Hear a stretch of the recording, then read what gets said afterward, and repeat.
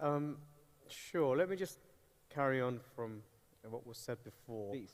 Um, just because you're a halal project, it doesn't mean that suddenly you're going to be successful and have access to these 1.9 million.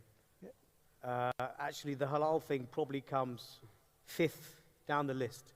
Good product, good marketing, good team, XXXXX. And then you add the halal on the end. And that's why I think a lot of people launch projects and say, hey, look, I'm halal, I'm the first to do this, I'm the first to do that. It's not remotely a guarantee of success. And like even conventional space, 90% plus of startups would fail, especially if they believe that halal is the key to success. No, no, no. Product, marketing, et cetera, et cetera, et cetera. So that's something to emphasize. Where do I think Islamic finance actually has a strong use case with blockchain and crypto? And there'll be people in the audience that probably don't like the next comment. Of that 3 trillion Islamic sector, of which, let's say, 2.7 trillion are banks, frankly, they don't innovate. They look over the fence and they say, okay, conventional banks give credit cards, loans, mortgages. I want to do the same thing. That, for me, is not innovation. With blockchain and crypto, and this is where decentralized finance comes in, you can use this new technology, in my mind, to practice Islamic finance in a more sincere way. If you look at the problems that we have right now, it's around debt-based consumption. Yep. We are addicted to debt, and our solution to more debt is to pump out more debt. It's complete nonsense, and US, Fed, ECB, we're heading to a bad place. Islamic finance should be more about tangible business financing, equity, assets, real economy. That stuff is hard to do without the technology infrastructure. Now, with blockchain, you can have decentralized peer-to-peer economic activity with settlement from start to finish, mobilizing microeconomies, micro projects. And so I genuinely believe, and I remember I used to cover 60 banks in the GCC. I know what they do day in, day out. As you maybe can sense, I'm evangelical about the possibility of blockchain and crypto to bring in Islamic finance version 3. Yep. And there are projects where you can genuinely use blockchain to associate or identify assets, to transfer the income of those assets to investors. The last thing I'll say on this, there are many comments about, I like blockchain, but I don't like crypto. Yeah. If you have that thesis, you are missing 50% of the value of blockchain. Maybe more. Maybe. Otherwise, it's just a glorified database. Yeah. You have this highway in the middle, and then you have a dirt track at either end when you want to convert your money into fiat or go into a system. When you have end-to-end blockchain, crypto, blockchain, token, wallet, etc., you have efficiency of settlement. You can put a bank, in my mind, on the blockchain. If you do that, you reduce the bank's cost to income from 45 to 5%. It can hugely profitable if you get it right, but the banks will fight this, they will resist it, because they make a lot of money, as we know. Gulf banks are hugely profitable. Yeah. So it's a challenge, and that's why there's a lot of negativity about this space. But just to close, if we get it right, with a focus on product, utility, value, as opposed to just meme or hype, then this can be transformational for the Islamic finance space. Perfect. So, Dr. Farooq, I have now, I'll take this answer forward, and I want more input on that. That is crypto and blockchain. Is there like a differentiation still? I understand when you go to reach out to the governments and enterprises, they are happy for blockchain, but they say no for crypto. Is the same true for Islamic banking and finance? Yeah, I think because if you look at the Islamic finance market players, so they are all traditional market players, Islamic financial institutions, and so for them, the punchline is that like we adopt and welcome technology, but this crypto thing is a scam, is a fraud. So we are aware of, we are keeping ourselves away from it, but we definitely would like to innovate something. So this is their punchline. So that's why they say, okay, we accept blockchain, but we are not going forward with crypto. But we also need to understand that crypto actually is a democratization of power, in the sense that like it's giving this power to the people that they can transfer money. Like it's basically the power of creation of money. So there is a concern that from the regulatory perspective that, okay, what would happen to our Islamic or non-Islamic monetary policy? What would happen to the banking system, financial system? But let me just tell you also that right now, even Islamic financial institutions, they are working as a cogwheel in the conventional system. Because of course they are Islamic, they have done a good job, I would say. I mean, I would appreciate their efforts also to turn the transactions into Islamic, the halal ones, of course. So the legal aspect has been covered. But what about the economic aspect? What about the monetary aspect? What about the marketing aspect and the mindset also? So even like if an Islamic bank is still promoting that-based transactions and the consumer consumptions actually, so you are actually serving the conventional purpose and objective over here. It's not Islamic objective. Just to take forward a little bit on the use cases, there is an element of gharar. If that is there, it is not serving the Islamic economy.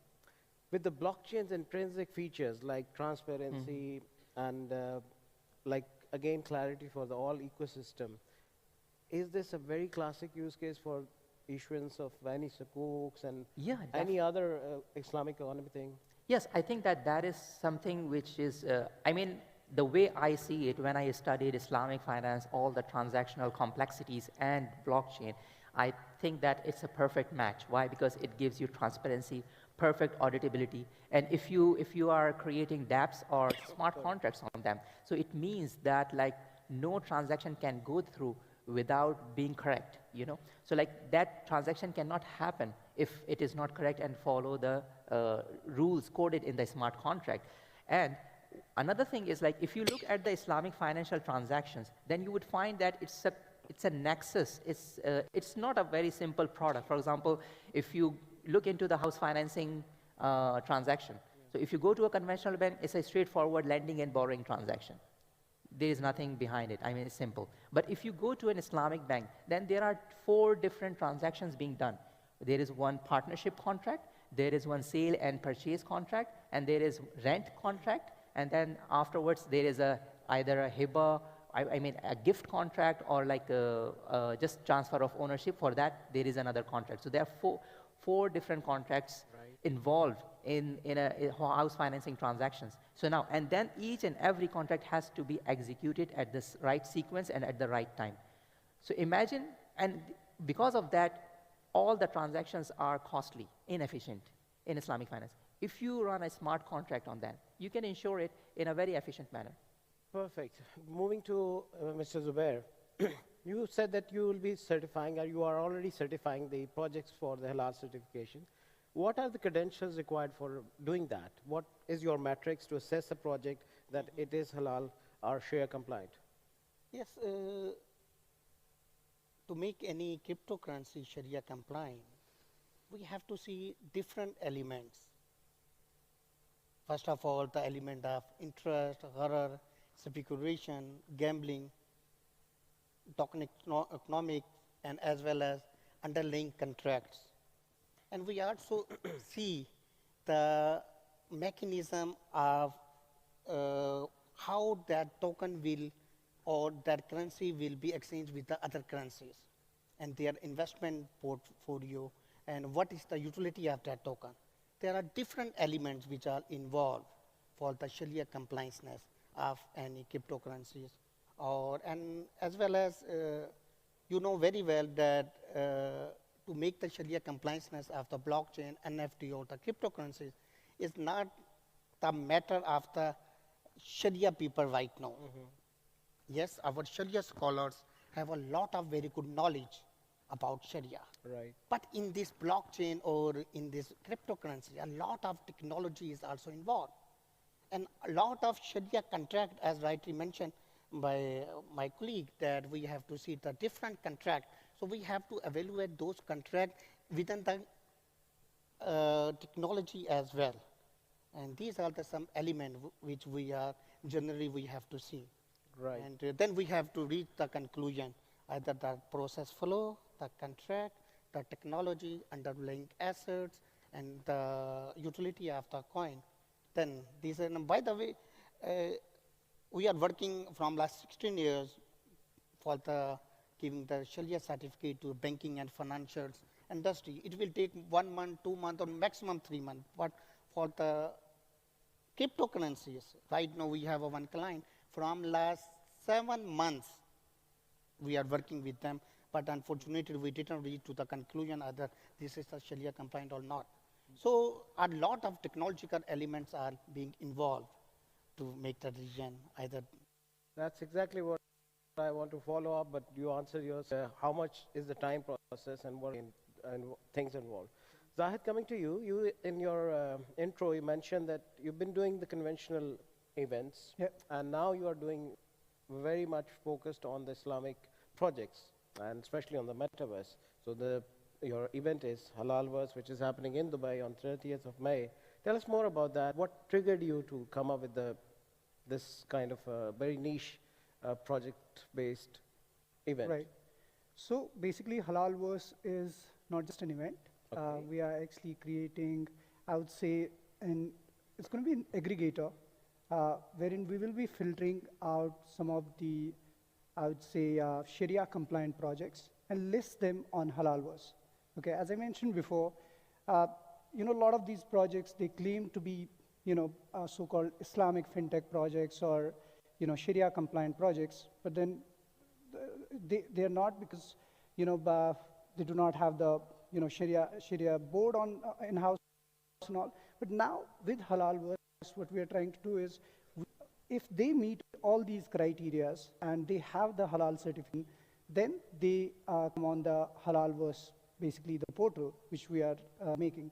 So then it's a no-brainer, or I would say anybody who follows, I would say Islamic guidelines, they can invest. And not only that, we basically are also including some of the projects which are making impact, like for example, ESG, environment, sustainability and governance, basically involving them as well. So it's not, I would say Halalverse is not focusing on just if a project is basically, solving an Islamic problem, or I would say, for example, if there is a supply chain or halal food and all of that, it's not only about that, but also, for example, there are projects like Algorand. They by default, Sharia compliant. I mean, they are in discussions with us also about this. And likewise, there are many, I would say, 11 solutions which are by default Sharia compliant. So it's not only from Muslims to Muslims, it can be from anyone, because halal economy is huge and market is huge. So we're including all these projects which are basically halal, and they can be from, I would say, any domain, and can be listed on Halalverse so that Muslims do not hesitate to invest in them. I had basically, just a quick one. A couple of years ago, I invested in a project myself, and then it turned out to be, non-halal. And it was not a big investment, but still.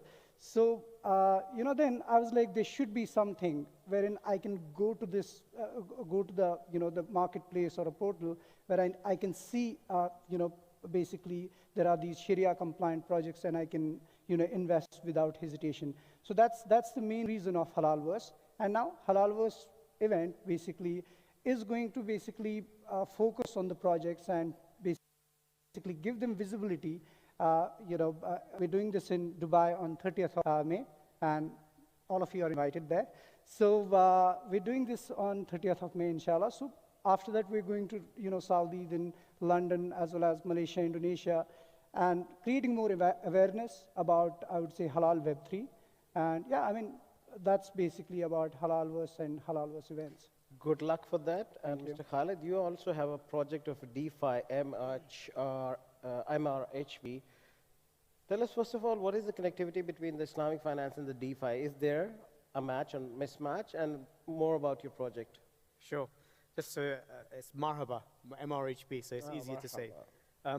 Firstly, look, Islamic finance at making things complicated.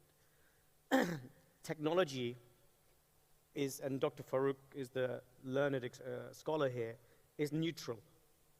What you do with it is matters. Nobody asks you, is Microsoft Excel halal or haram? Yeah. So nobody says, is blockchain halal, is crypto halal? Inherently, it's just technology. That's how simple it is. What you do with it is what matters. So again, we excel at making things complicated. It's actually not that complex. With regards to the project, where I'm an investor and I chair the advisory board. So the founder is a young millennial Muslim who wants to participate in the crypto space because guess what? They love crypto. And he couldn't work out where to go, what was halal, what was haram, exactly this problem. So Marhaba DeFi is an ecosystem of a number of different products with its own token, with a Sharia board led by the esteemed Dr. Farouk, and it creates a halal crypto safe space, if you will, where, guess what, you don't have to worry about any of this stuff. You get in, whether it's a token, whether it's an NFT marketplace, whether it's a launch pad, whether it's a wealth product, it's been certified as halal. And it launched, and it's really interesting to me. Most of my investments are equity-based startups. Takes years to get anywhere. Crypto's the reverse. It's crazy. You get funded before you do anything with a token launch. Yeah.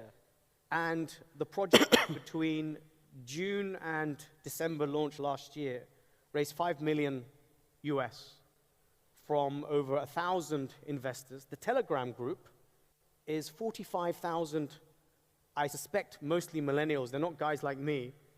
And their questions are, is this token halal? Is this token haram? It's like a lot of volume. So the next generation, the way they express their Sharia sensitivity, people talk about the social impact sensitivity of the next generation, ESG.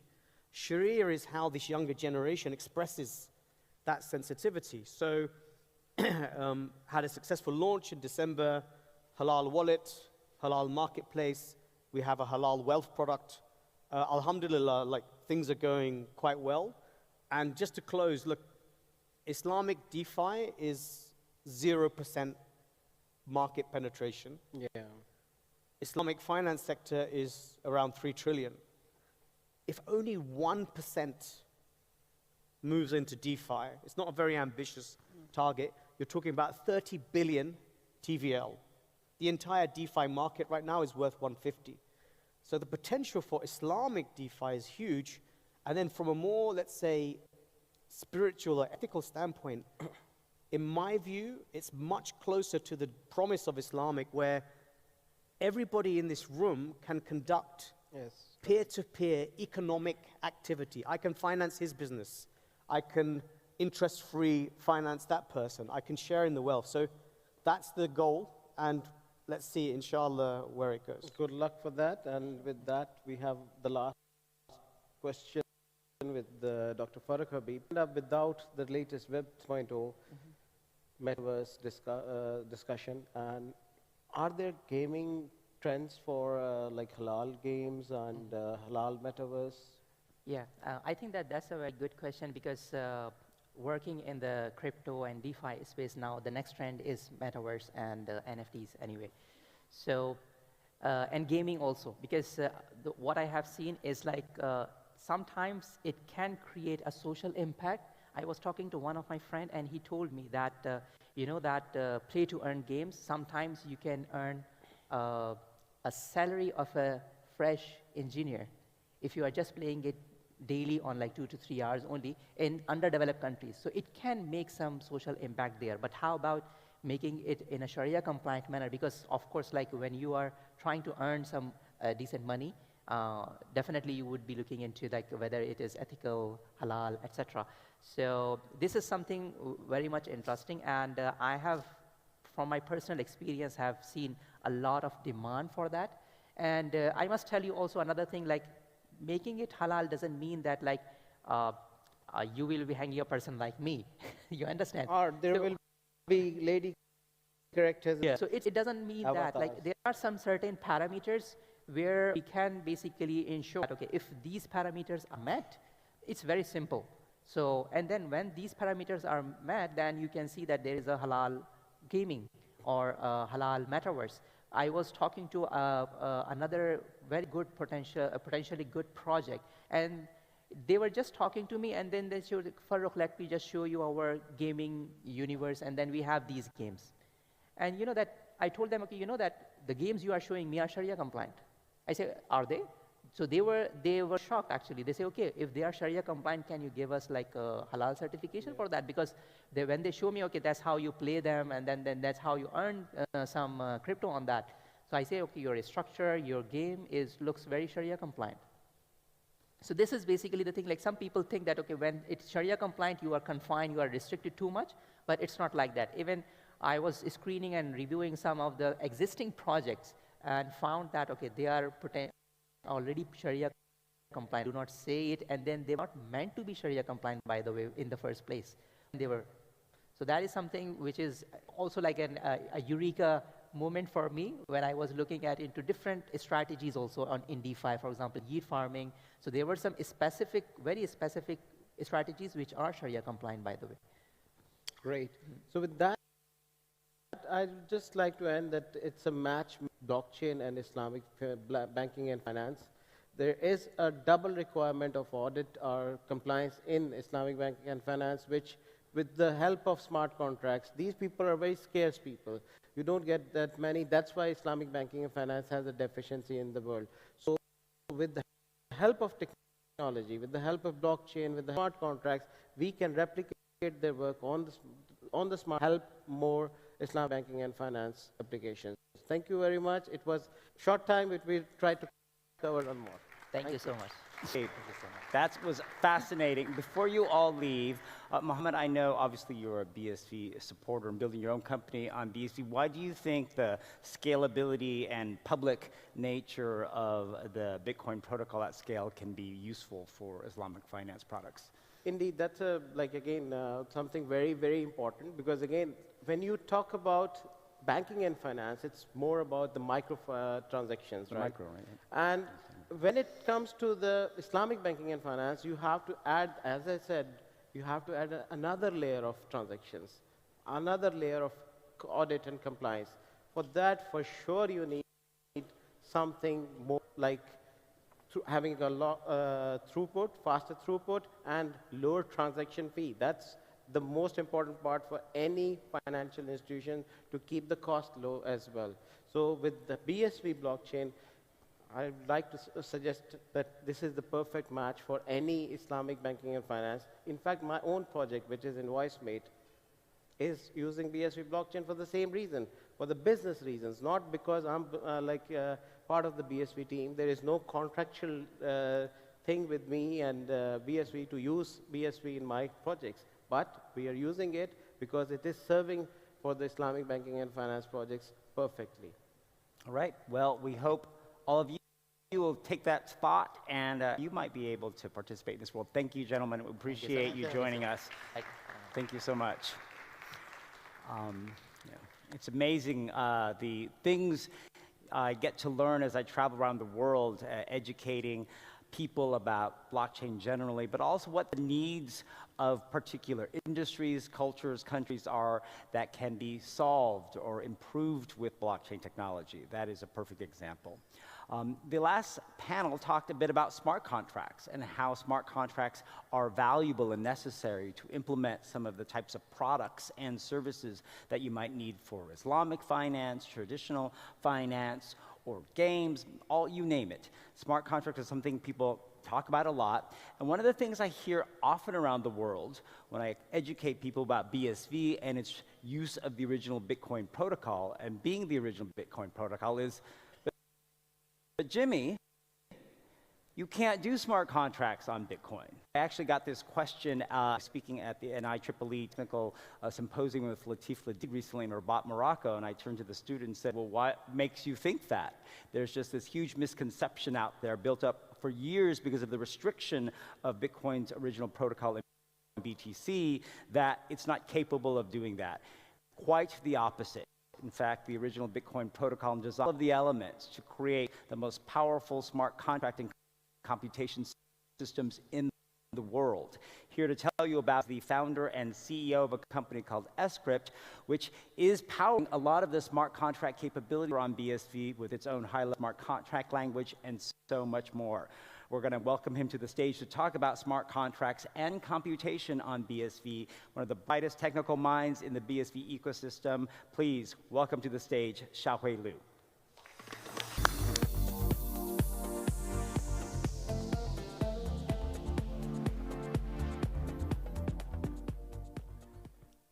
Hello, everyone. Very excited to see everyone again in person after about 2 years and come to this wonderful city, Dubai.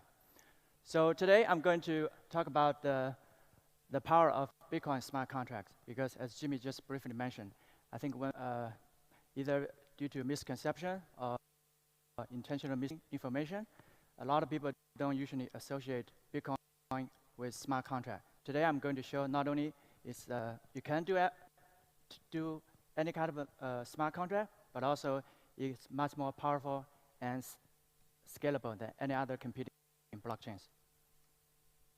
So before I want to remind people why this how does this smart contract in Bitcoin come from? So it was not added later by some of the developers, because if you look at the writings by Satoshi himself, he explicitly said, when he first designed Bitcoin, he's already have this capability called Bitcoin script that can enable all kinds of, transaction types, not only just normal payment, but all kinds of different contracts, like multi-party signing. So it was there in the very beginning. Today, I'm just going to walk through a few examples. I think many of them are most powerful and most, at least market features on competing blockchains.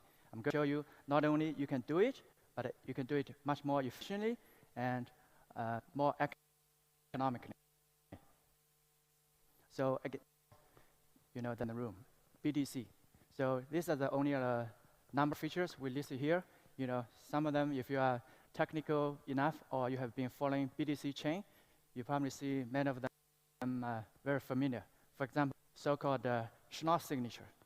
This is so when we usually send Bitcoin payment, the sender has to sign, and then the miner is going to check that the sender does have the ownership of the Bitcoin he's sending. So this is usually done in the so-called ECSA signature, and this is the an alternative type of signature that has been by BTC developers. So they have been spending a lot of time, and they have to change, protocol and breaking changes in order to achieve this feature. And I just show you on screen here. So instead of changing the whole protocol and break everything, and you can actually build on top of it. That's the whole point. Once you have a stable protocol set in stone at the underlying layer, that actually does not prohibit innovation. Instead, you can do all the innovative stuff on top of it. It's similar to the internet today. We don't change TCP/IP every half a year or every 18 months. Instead, we build all kinds of applications on top of it. So this is a snippet of code that's written in so-called Scrypt, which is our flagship programming language. You can see instead of changing everything, you can build this in a little bit less than 30 lines of code. So you don't have to break this whole thing. So the next is also one of the most significant upgrade held by BTC community called Taproot. So it was first proposed about 4 years ago by our favorite, the world's best developer called Greg Maxwell in 2018. It basically enables so-called more advanced smart contract capability in BTC. And then it was finally shipped end of last year. So it cost a little bit more, almost 4 years, and overthrough it has more than 150 smartest developers in the world gets involved. So that's how they ship it. And it, of course, it's breaking changes. So you can see the timeline. But you can also do it a better way in Bitcoin, original Bitcoin. So this on the left is you can think of each block is a transaction. If you can construct the chain of transaction this way, actually you can implement the whole thing. If you are very familiar with script, you can actually just single-handedly, if you're a developer, you can write the whole thing in about 20 minutes. That's what I did. So I just have my coffee and then wrote the whole thing in 20 minutes. So you have your choice, right? You can either spend, almost 4 years, have hundreds of developers, or if you can learn script, and you can program the thing, during the lunch break if you want. That's like 1 million times less human hours if you do the math. But hey, they are the smartest developers. What do I know? So the next is a derivative of the so-called taproot, called a graph root. It's again proposed by the Greg Maxwell. So the good thing about this is it's not shipped, it's not delivered in BTC yet, but if you can construct the transaction according to this graph, you can actually do it today. There's no 18 months, there's no around the corner. You can actually do it today. So I think it's just going to be a little bit technical. So in Taproot, so you have the multiple spending conditions. You can spend, let's say, Alice above both sign, or Alice sign after tomorrow. You can have a multi-sig. So the only difference between Taproot and Graphroot is the spending condition. Instead of you putting a tree structure in Taproot, you can actually so-called using delegation. Basically, all of the participants, they can sign each spending condition. Putting a tree, you kind of like unfold the tree, put the leaves there. So you can ship it today. That's the benefit, right? So if you want to tinker, you want to innovate, you can always build on top of it. You can in a few hours instead of breaking the protocol once every. So that's another change they have coming. They call it checksig from stack. So for people, we have technical. So with this opcode called checksig in original Bitcoin, basically it checks the signature against the public key. But the message can only be the transaction itself. So with modification, so the message can be upstream data. So you can say, for example, you want to sign some weather data, or if you want to sign some, let's say, Oracle data from the price of BTC. This is also known as data sig verify in BCH. This is actually one of the opcode we fight when they try to split. So they're spending a lot of time, and it's breaking change, cause a lot of drama. But instead, you don't have to cause all this drama. You can actually code it again here. A little bit under 20 lines of code if you really want to do it here. And also it's more extensible because not only you can choose what kind of a so-called elliptic curve you can use. You can choose anything you want. You can even upgrade without breaking change. You can, let's say, if 256 bits of it's not secure enough, so use 512s, but nothing. You don't have to break anything. You can just code it in a smart contract on top. There's another example they try to change called sig hash no input or any private output. So basically, when you sign a signature, what this enables you to do is, you don't determine which output, which UTXO you're going to spend. Instead, you are like giving a blank check. So to the receiver can choose whatever UTXO you have at sign. So instead of having break and change again, you can code the whole thing. Again, a little bit under 20 lines of code. The good thing is, not only you can code sig hash no input, because the flexibility of the smart contract, you can code to cover, using the signature to cover upstream part of the transaction. So moving on to another coin called Monero for people who have been around. This is a privacy, focused altcoin. you're using the signature called the ring signature. So the difference between ring signature and normal signature is you can hide your signature in a group of people, usually called a ring. So let's say I sign this signature, I don't want to expose myself. I can jointly sign using a group of people. I can hide between, let's say, 11 people. So easy to identify who signed it. So you can, again, you can see, you can code this whole blockchain about a little bit less than 30 lines of code. So another privacy coin called Zcash. So is using this technology called the so-called zero knowledge proof. So it's kind of like an advanced cryptography, meaning you can prove to me you know something without actually show me the thing. So one example is the Bitcoin signature, right?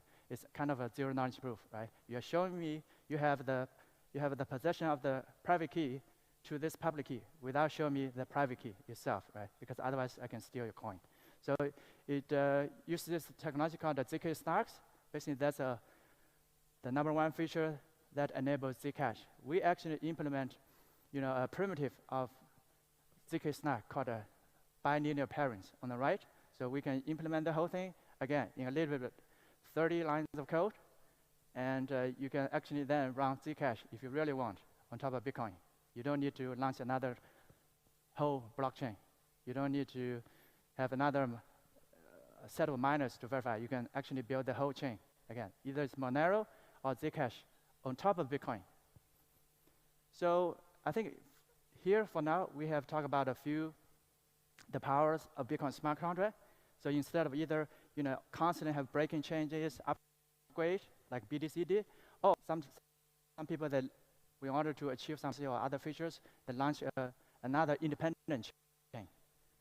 But they, in a single contract, you can actually move the whole block, another computing blockchain on top of Bitcoin. You can run. And then, so this is, if not, this is not safe enough, I'm going to show the next thing, which hopefully is going to, blow some minds here. So introducing how to run Ethereum on top of Bitcoin. So, we have the technology, but one of the, we are a little bit behind because of the, a lot of historical reasons. We are trying to catch up with the leading so-called smart contract chain, which is Ethereum. So how do we run Ethereum, which is a general smart contract platform? It's not a few smart contracts. It can support arbitrary smart contract. So what do we do? How do we run Ethereum then on top of the Bitcoin? It seems like impossible, at first glance. So for people a little bit technical, so the difficulty mostly lies in we are using the different models in these two computations. One is called so-called account model. Think about like a bank account. Each contract has its own account address, versus the Bitcoin so-called UTXO model. So to emulate Ethereum on top of Bitcoin, we can actually map these two. So it's one way. Let's say, for example, you have a contract A on top of Ethereum. We can deploy it on top of the in some UTXO in the Bitcoin blockchain. Then how do we do it then? I'm going to cover in the next slide. But then once you have finished deploying the contract on top of Bitcoin, so every time you change the state of the contract, you use another transaction, you spend the old UTXO, you go to the new UTXO, and so on and so on. You can, every time you upgrade, you send another Bitcoin. You do the same change, and then you move to the new state. So in this case, in this way, you can simulate how Ethereum works on top of Bitcoin. I just cover how the overall thing works, and then the question is the smart contract in Ethereum, right, is represented differently. But then how do you help people to migrate from there? The answer is, so we are super excited to introduce the so-called Solidity to S-script transpiler here. Thanks. So you can see here, so most of the smart contract, if not all, of Ethereum is written in this programming language so-called Solidity. So instead of manually rewrite everything from scratch, which is doable, but it's just expensive, we have this tool called the transpiler. So what it does is it's very simple. You paste your code on the left side panel, and then you click this magic button called transpile. You get the equivalent script code. And once you have the script code, you can do the same thing, but 10,000 cheaper and more scalable with just one single click. So, thanks.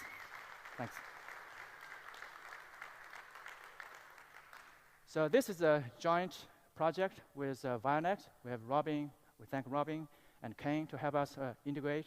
We provide this very user-friendly front end. And a lot of the research type of work we do, for example, zero knowledge, cannot be done without help from N-Chain. And I want to give a shout out to Ulrich and Owen, and of course, Dr. Craig Wright, and also thank Bitcoin Association for sponsoring the Transpiler project. And let's eat them all using a Pac-Man. Thanks. Thank you, Xiaowei. Thank you. He is just too smart. My Vietnamese mother would be very proud of him as a child. And he's just a great example of the intelligence being brought to the BSV to just get back to basics. So much of the blockchain industry and developers have tried to make this too complicated. All of these capabilities always existed in Bitcoin if it was just allowed to scale and not have its technical potential restricted. And instead of this world of hundreds of chains and 10,000 plus cryptocurrencies, we could have been operating with one powerful blockchain for the world. That's what we're trying to teach the world now, and I'm glad you got to hear that from Xiaowei. And finally, I want to underline his point about the importance of a stable protocol. We have not talked about that much during this convention. It's one of the battles that led to the split of BSV from the other competing Bitcoin chains. It's because of this constant desire by protocol developers in other chains to want to fiddle, change things, add things. And that's like trying to build a house on moving sand. You need a stable technical platform that does not change in order to allow people who are creative, like Xiaowei, to innovate on top of it. That is what enterprises and governments want at scale before they will invest a lot of money to building Ethereum smart contracts that are not now efficient to use because it costs too much money just to do a smart contract transaction. Stable protocol, it's what's necessary to build a world of good. We're now going to our coffee break. For those of you who are watching live on our live stream, stay tuned for some CoinGeek TV live coverage. We're going to take a 10-minute break. I'll see you back here quickly for more of the BSV Global Blockchain Convention.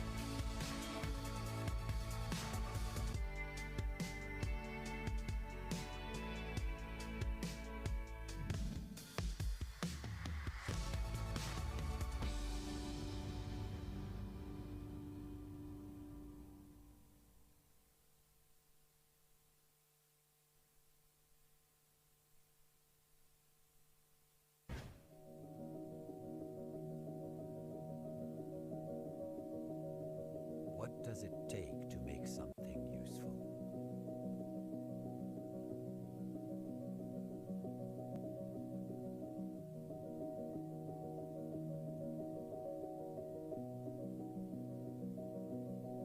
The will to do so. Gate to chain. Right now, millions are building the Internet of Value. But the best version of this inevitable future isn't possible unless the data that fuels it can be exchanged securely and with confidence. This is a critical moment in defining our shared future. That's why nChain offers the tools to protect the data we'll need to build that future. The Internet of Value works because we do. Join us in securing the tomorrow we all share. nChain. Data without question. Our historic records are part of the fabric of humanity and an instrumental element of stable society. Information accessibility is a key driver of human wealth and prosperity. And the BSV blockchain represents a great leap forward in how that information is recorded, managed, and shared. With ELAS, create private permissioned ledgers for your information. Modular, scalable technology for the next information age. ELAS. Gallop ahead.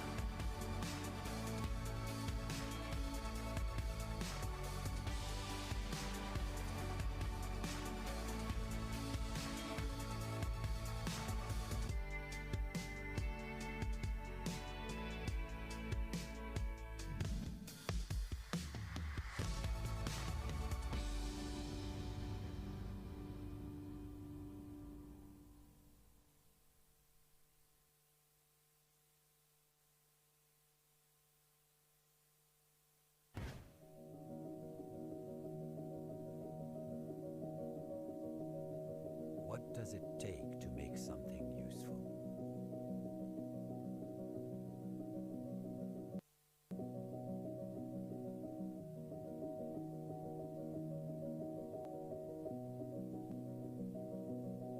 The will to do so. Gate to chain. Right now, millions are building the Internet of. But the best version of this inevitable future isn't possible unless data that fuels it can be exchanged securely and with confidence.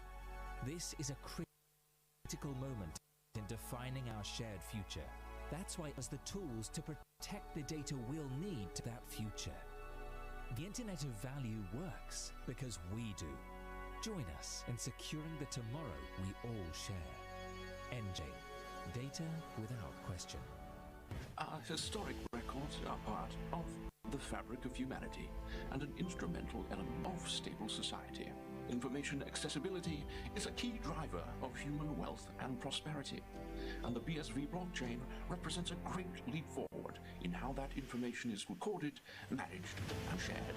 With ELAS, create private permissioned ledgers for your information. Modular, scalable technology for the next information age. ELAS.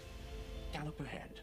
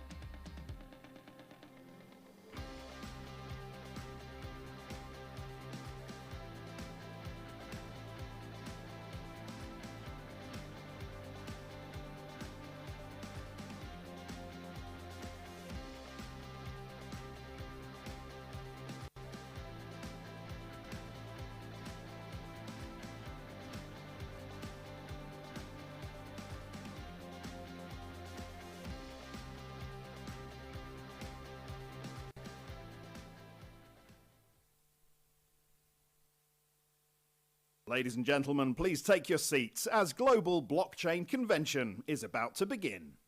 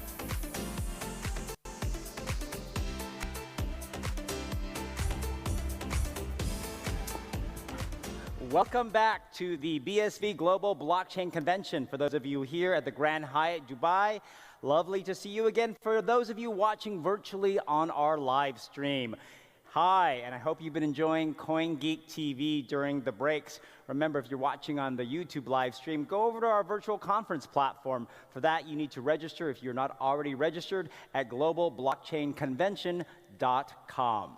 We're continuing our journey to explore how BSV's blockchain, using the original Bitcoin protocol at scale to do everything it was always envisioned to do, can build a world of good. For this next block of sessions, we're actually going to be exploring the world, taking a journey through various regions and how BSV and blockchain generally can advance growth in those regions. Our first is a presentation from the president of VX Technologies entitled Trust But Verify Everything. He'll be talking about how his company does that with BSV, but more importantly, telling you about some of the significant advancements they are making with implementation of their products, particularly on the African continent. So let's begin our journey around the world to build a world of good by welcoming to the stage Justin Polly, the president of VX Technologies.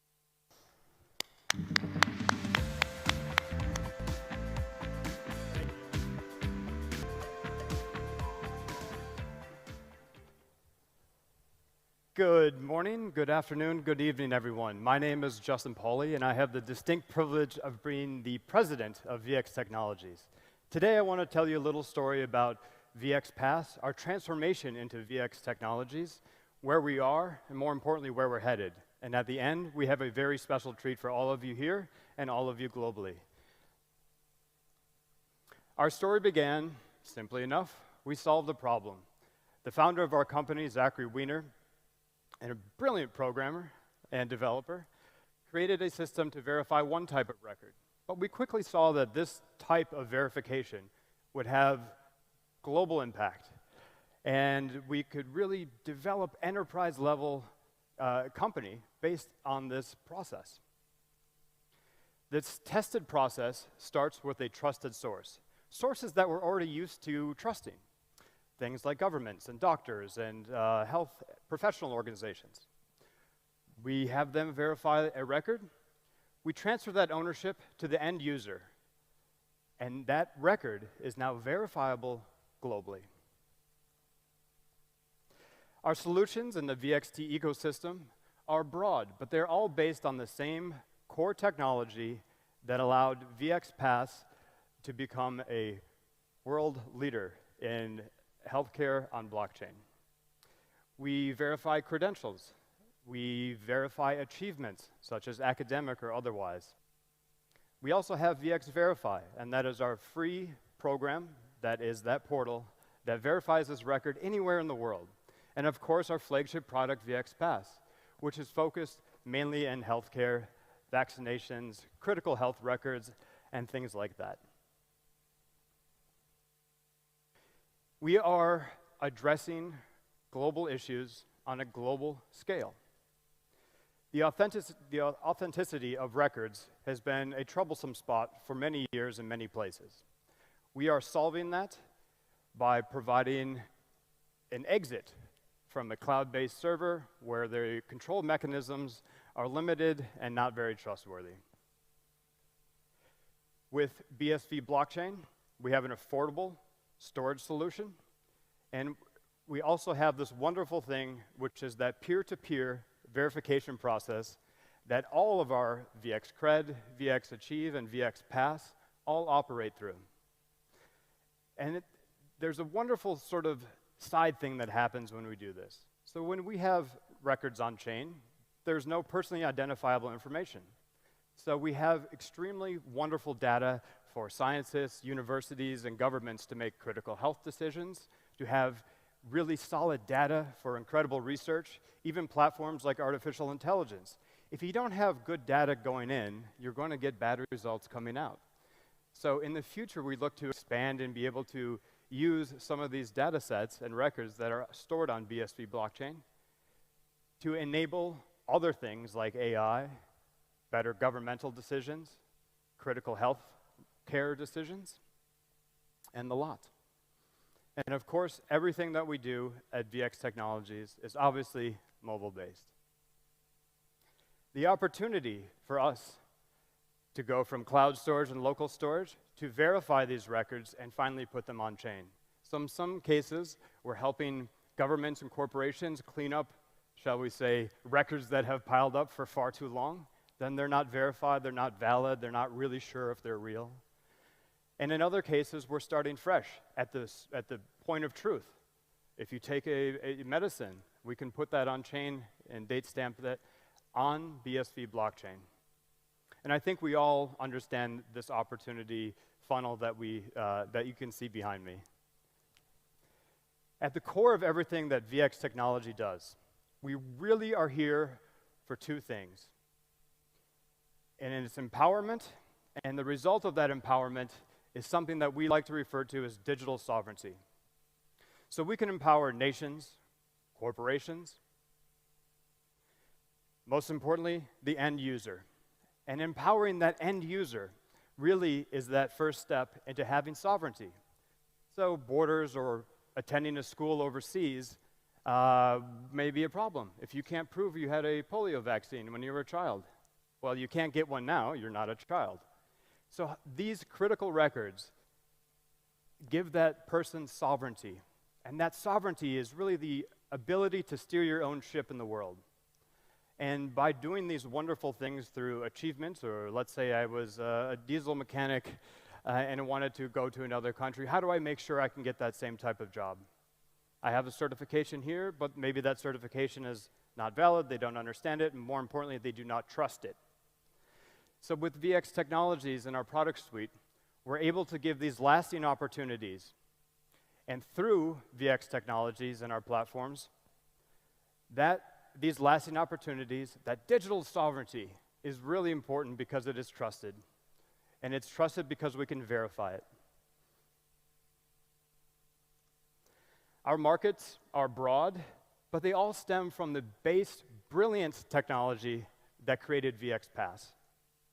So a verified record can be a record, whether that's in pharmaceuticals, credentialing. If you're a lawyer and I want to make sure that you're an actual lawyer, I can verify your credential. Other things like doctors in good standing, civil servants that have completed the requisite training hours, forklift operators, whatever it may be. We allow these things to happen because this technology is applicable across many markets. These are just a few wonderful examples that we're tackling today. And in a little bit, we'll talk about where we're headed in the future. So, through our partnerships, and these are just a few of the partnerships that we have up right now. But I want to talk about what Jimmy had mentioned about blockchain and BSV really being global. What does that mean? Well, that means in our company, at VX Technologies, we have agents in 32 countries as of today. With the partnership agreements we have been signing, that number goes to 80. 80 countries globally. But here's the really fun part. The positive effects that digital sovereignty can bring are tremendous. But it won't happen without scale. And that scale needs to be worldwide. So we're not talking about use cases of 10, 30 people, even 30,000 people. How about 300,000? The populations of those 80 countries is 4.5 billion people. New children are reborn every day. Their childhood vaccine records they will start their life with digital sovereignty in the future. And that's a really powerful statement because we think big at VX Technologies. We also want you all to think big. Think scale on a level of 4.5 billion people and greater. So, we have a problem though. How do you get adoption of a new technology that's sort of in its nascent form in terms of being a corporately viable product? How does that happen? And we've struggled with ourselves. Elected officials probably aren't attending this conference, know a little bit less than everyone here about what blockchain is, what it can do, and how it can transform the lives of billions of people. And that's fair. It's not their job. But they do have to know about it. They do have to understand it. And it's our job to do that. And so when we first started out, this big ethereal thing that everyone was concerned about, and how do we get away from currency speculation to really show the beauty and the utility of BSV blockchain? So we go to the founder. Zach, we have a problem. We're having a difficult time communicating the power of the simplicity and the simple grace of what BSV blockchain is. And so Zach, as he often does, came up with an elegant solution. And that elegant solution is something that we, VX Technologies, will be giving out today, free for 1 month, for everyone here in the audience and everyone worldwide. And it's what we call the simplest thing to do. So when we're talking to someone, how do we get them to understand what blockchain is? It's easy. We take them to the chain itself. We let them touch it. We let them put something on chain, and we can do that now in about 45 seconds.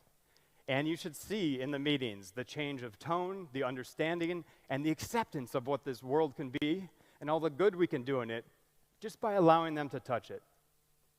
White papers are great, but they're hard if you only have an hour, or maybe 30 minutes with a vice president. It's difficult.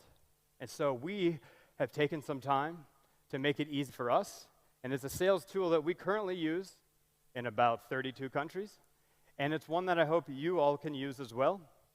Use it to teach, use it to showcase, and use it to expand as we have. I proudly introduce VX Lock. It is simply a text box that gets put on chain. The sign up and going on chain takes about 45 seconds, and you can go to what's on chain and verify it, as we like to do at VX Technologies. And so this now is open for everyone. Please visit vxlock.com, create an account, sign in, do all these wonderful things, and the wall will be created, and you'll be able to post a simple text message, grandma's recipe, bad poetry, whatever you like. But this one is on us for the next month, so please take advantage of this. And as we look to the future about what VX Technologies is and will be, we are moving at lightning pace to tackle these large markets. 4.5 billion people is not an easy get, and we're headed there. And we could not be there without the support of this community, without the support of BSV Blockchain, and our incredible team at VX Technologies. So, with the short time I have left, I just wanted to say thank you. Thank you to all those people who are out there working as we are to bring some good into the world. And I will conclude with this. This is the same saying that we end every meeting at VX Technologies with. Our founder, Zachary Weiner, always has the same send-off, and that send-off is the same send-off I will give to you today, which is, please, let's go out and do some good in the world. Thank you so much for your time. Thank you, Justin. Before you leave off, quick report on deployment of VX Pass. Oh, actually, I'm going to let Catherine do that. We'll let Catherine do that in the next panel, okay? Because it's about Africa. It is about Africa, so I'm not going to do that. Okay, don't steal her thunder. I will not. She's got a lot of Thank you thunder. so much, everyone. Thank you, Justin. Yeah, definitely talk to Justin about some of the exciting things they're doing to bring blockchain technology to very practical use, especially at the government and enterprise level. We're going to now visit Africa, at least for discussion. You've heard mention of Africa several times throughout this convention and the potential for deployment of blockchain technology there. We are going to have a panel to discuss exactly that, which will be moderated by the Middle East lead for the BSV Blockchain for Government Initiative, Ahmed Yusuf, who's from Sudan, raised in the United States, as he'll tell you, and moved back to, is living in Saudi Arabia now in Makkah, but has a near and dear passion for bringing blockchain to the African continent.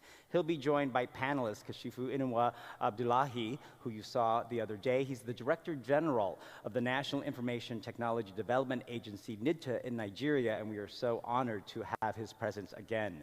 Jibril Aku is the Group Vice Chairman of FMDQ and the Chairman of Dominium Blockchain Solutions. Dr. Catherine Lefoto is the Executive Sales Director for Africa for VX Technologies. And finally, Reginald Tumasime, who is the founder and CEO of Capital Savvy. Please welcome to the stage our panel about Africa.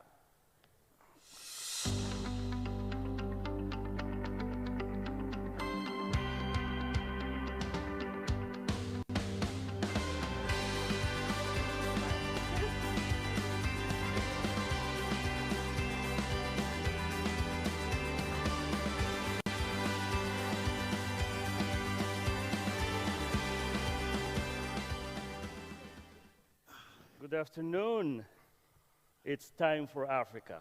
Thank you. Let's hear about what blockchain can do for Africa and what these leaders, their vision, their ideas about how they can transform the countries and the continent with the most resources.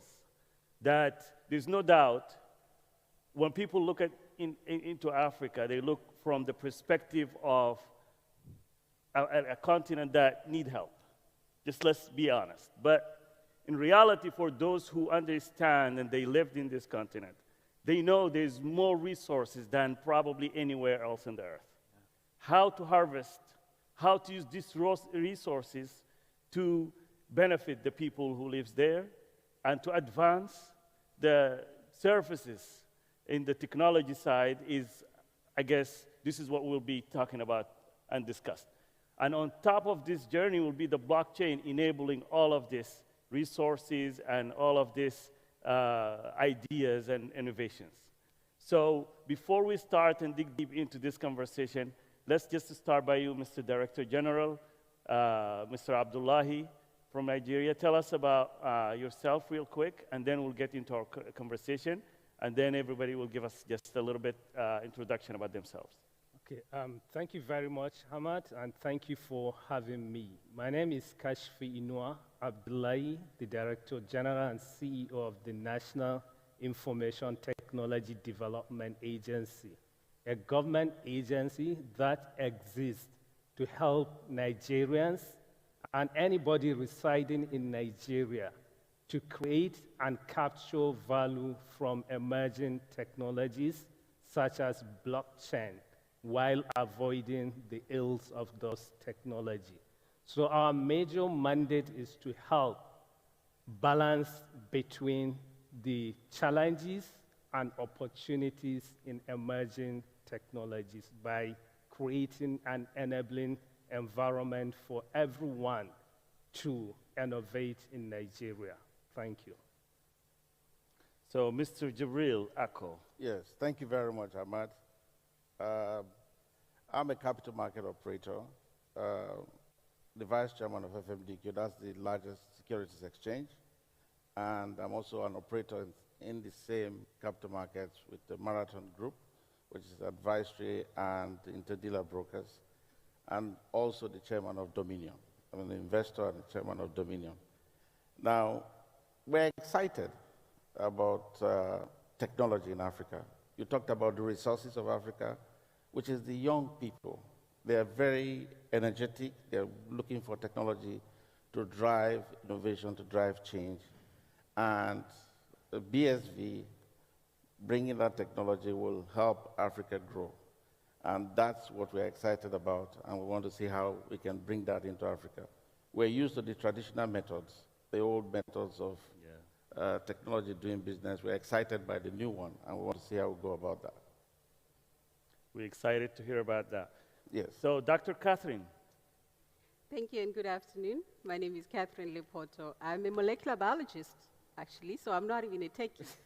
But I am in this space of blockchain, BSV, blockchain technology for the African continent. My background is a molecular biologist. I started my, my academic career in academia. From there, I moved into the brewing industry. So I actually spent 15 years of my life doing B2B sales in the food and beverage space on the African continent, which is my home, my passion, my dream, my future for my generation and those that come after me. So for me at VX Technologies, currently what we're doing out of South Africa, I'm based in Johannesburg, is to look at how we can transform the health and education sectors of African countries using this amazing transformative technology. And the reason I got into it is that because of COVID, I ended up finding myself running the COVID response program of one of the small kingdoms in Southern Africa, the Kingdom of Lesotho, which is where I originally come from. And it was on that basis where I was able to get a really good insight into how health systems on African continents are challenged. And the big issue there is lack of resources. So what are we going to do to address this? We need to embrace technology. We need to lead African countries and the authority figures on those continents to appreciate and adopt these new technologies that can leapfrog the existing technologies that are currently, in many cases, simply unaffordable and cannot transform, and achieve the goals that we are looking for. Right. So, Reginald, tell us about yourself. Yeah, so I'm Reginald Tumisime. I'm based in Kampala. I'm an ex-banker, founder and CEO of Capital Savvy, which is a technology-centric finance firm. And our focus is actually East Africa. And so what we do under Capital Savvy is we support SMEs with access to credit. We've recently partnered with a Swiss-based firm, Monetics, that is part of the BSP blockchain ecosystem, to provide a gateway for affordable finance from the Western Hemisphere to East Africa. In addition to that, we are one of the founding members of the Blockchain Association of Uganda, and I heard you say we should do a conference of this nature in Africa, and incidentally, we did one in 2018 in Uganda. And so we look forward to engaging and happy to be here. Perfect. And I know Uganda is doing a lot with Akon, and other people are trying to use blockchain, which is, that's to bring the idea of there's a lot of challenges in the which blockchain people can use and which the right blockchain for Africa. And that's what we will discuss. But back to you, Mr. Director General. It's a very sensitive topic, is the financial inclusion. And the solution for Africa is they could be no better than blockchain to solve this problem, because we know the percentage is very low for the people who have bank accounts and people who use financial services. And we have ex-bankers here and people who are still in bank. So, Mr. Director General, let's start by the digital literacy in Nigeria and the vision for Africa. What is the percentage and how are you guys working into bringing more education into Nigeria in the digital world? Digital literacy is very important when it comes to embracing technology, because people need to know the technology for them to embrace it and use it. So in Nigeria, it's very difficult to establish the baseline data now, but we are working with a research company trying to know exactly where we are. But in terms of literacy in general, Nigeria, we have 62% coverage of literacy in general. And we have over 100 million internet users. But the question is, what of the usage level? Are they using the internet for financial activities, for economic activities, to create and capture value? That also is a very difficult question to answer. But the government is trying to create the enabling environment. That's why in 2019, the president redesignated our ministry and expanded its mandate to cover digital economy. Before, it was called Ministry of Communications, but now Ministry of Communications and Digital Economy. The reason being, communication is just a means to an end. That's the technology itself. But what is the end? The end is how can you use technology to create wealth and prosperity for the nation. So doing that, the ministry formulated the National Digital Economy Policy and Strategy. And we have an ambitious target to achieve 95% digital literacy by 2030. So at NIDA, we are implementing that strategy. Part of the thing we are doing is to know the baseline where we are. We already have our to be where we want to be by 2030, achieving 95% digital literacy level. We have started implementing initiatives that will help us achieve that in terms of deploying infrastructure, learning infrastructure in underserved and unserved communities, in terms of building centers, innovation and incubation centers in big cities, so that we can have Nigerians developing products for Nigerians to consume. Part of the conversation we are having with the BSV blockchain is to have the BSV Blockchain Academy in Nigeria. How can we train Nigerians developers to develop blockchain products in Nigeria? Like we have a target this year, within a year, to train 1 million developers in Nigeria. Wow. So we want a lot of them to be trained in emerging technologies such as blockchain, artificial intelligence, and robotics.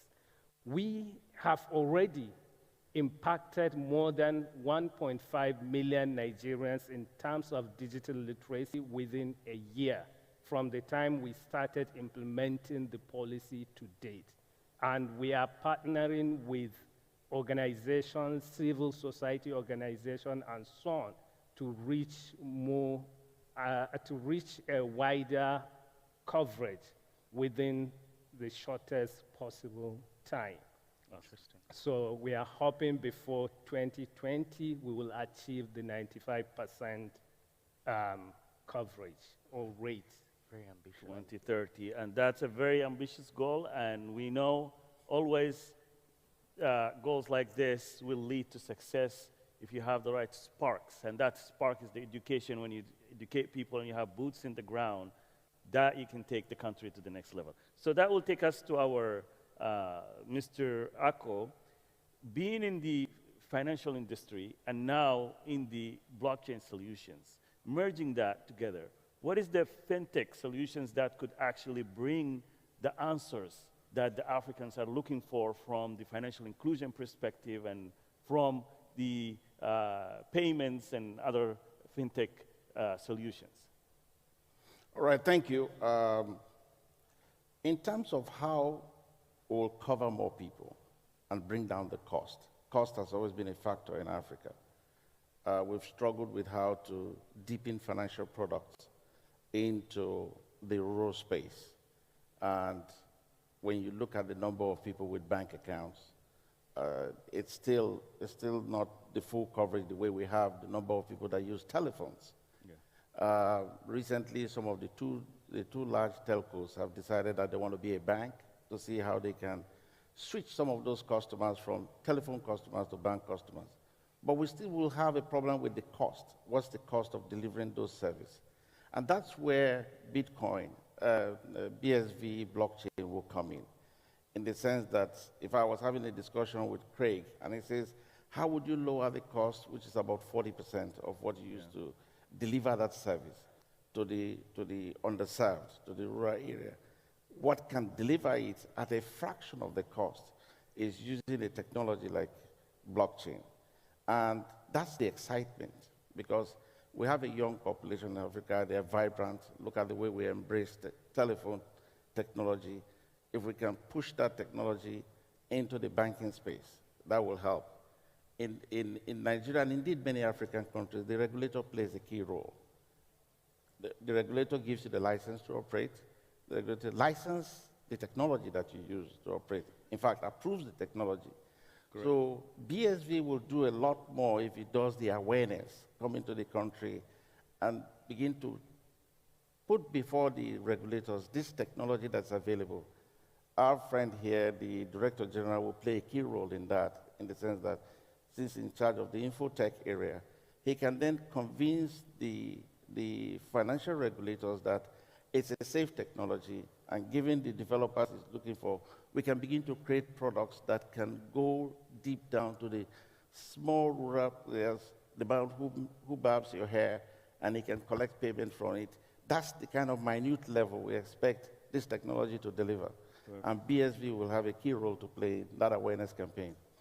Very, very insightful. So now to Dr. Catherine, talking about the technology and the journey of the technology in general. You are coming not from the fintech side, but adopting the technology in general. What is your vision for that? How can we attract people from outside the continent and encourage people inside the continent to start investing in the blockchain and building solutions in the blockchain?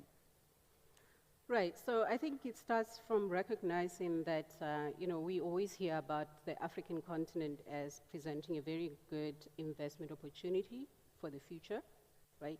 And why is that? It's purely because that continent is fraught with problems.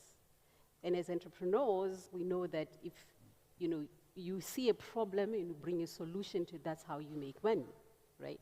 So in the African, in the African context, at least for us in VX Technologies, and for me specifically coming from a scientific background and a policy-making background with my recent experience with COVID management, it is really about trying to understand how to bring together products and solutions that address real social ills of that continent, right?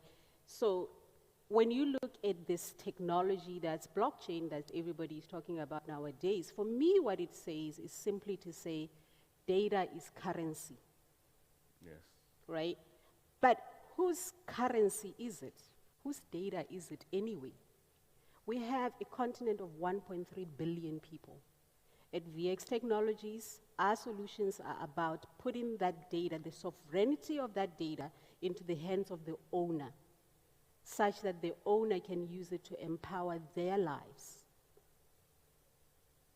So when you look at the health space specifically, we're living at a time where we are dealing with pandemics of viral natures. I come from South Africa. Maybe some of you are not even aware. We are currently, as a country, in the 5th wave of the COVID pandemic. And as a result of this specific pandemic, we are faced with an issue where, for the first time in living memory, we find ourselves in a situation where people outside of the health sector are now expected to access my health information. That's problematic. Just in its own accord, that's problematic. And that's the message we're trying to address on the African continent, not only with authorities, but also with the owners of the data, for them to understand that you need to be assured of your rights to your personal information. Yes. Right? So if in South Africa, there is a vaccination mandate that says, you cannot access X, Y, and Z places or venues unless you can present your vaccination record. But how fair is that to the owner of that record? Because all of a sudden, I'm having to present my private health information to a non-health practitioner. Yeah. That's where the solutions that we are building on the BSV blockchain technology are starting to address the privacy concerns, but also the issue of whose data is it? Yes, the data ownership is always a topic that every entity is trying to solve, but there is no perfect answer anywhere. Absolutely. Which it's very important. But I'm going to ask you a question here regarding, of course, we all lived the past few years with the COVID challenge, traveling and getting out of your house. In some countries, you have to have certain aspects of your proof of vaccination and proof. So if there is a way for sharing data across border, I know that you guys are working in this solution, but there is a lot of regulations, which is another topic we're going to discuss. How much data sharing and less regulation across the border happening specifically in Africa, considering the challenge with, like, I don't want to share the data of my citizens with you. Is there's anything happening in this regard? Right. So currently what's happening, I mean, speaking of South Africa is an example, is a real example in Southern Africa where the bulk of the traffic going into that country every day across its land and air borders, right? Currently, you are expected to present your proof of vaccination, right? And the classical systems that some of the countries surrounding South Africa are presenting to address the issue personally worry me, because they are now allowing private companies to access the health database of the government. That is a problem. It cannot be right, because we know what happens with private entities. They are literally data scrapping. I cannot feel comfortable sitting here knowing that I am registered on a government database, that a private entity comes in and gets a full view of my health history. That is incorrect. That is not right, and that should not be happening on the African continent. It will not happen in the West. So why is it happening on the African continent? It goes back to what my colleague was saying earlier about the need to empower African citizens with information. We need to teach our people about this technology. What are the do's and the don'ts? What are the risks and what are the opportunities? Hence the BSV Blockchain Academy, which I'm hoping will come to Johannesburg. So, Reginald, speaking from investment perspective, every problem, every challenge is actually opportunities. And just as I mentioned in the beginning, that we are the continent with the most resources, but yet we are the continent with the most problems. How can we view these problems as opportunities and attractive for investors to come and open doors for investment in technology using BSV blockchain? Very interesting question. So I'll just give you an example. In Africa, according to the Africa Development Bank, we have a funding gap, a credit gap of $100 billion for SMEs. And funny thing is, 80% of that is on the sub-Saharan, which is where firms like us play. So imagine that, right? And so that's an opportunity, and that led us to get into a partnership with Monetics to address that gap, right? And we've seen tremendous growth over the last 24 months. Let's talk about agriculture, for instance. As you know, from where I come from, in Uganda, agriculture is the backbone of our economy. And one of the initiatives that the government continuously focuses on is how do farmers get access to agro-input commodities in partnership with different development partners. And in our work, we've suggested a solution to the agriculture sector using NFTs, right?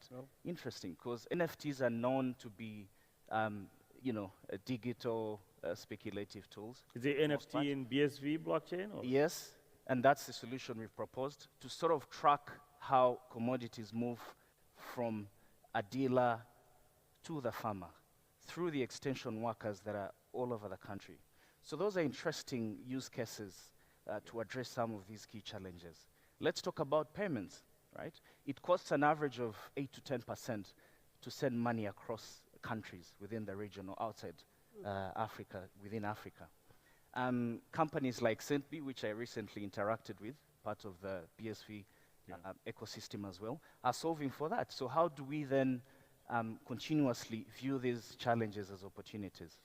So I believe that, being a very young population, you have, 60% of the African population under the age of 25.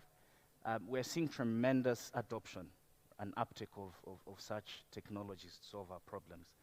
And looking forward to being part of the solution. Yeah, this is amazing and very opening, very eye-opening for a lot of people who wants to invest in the continent.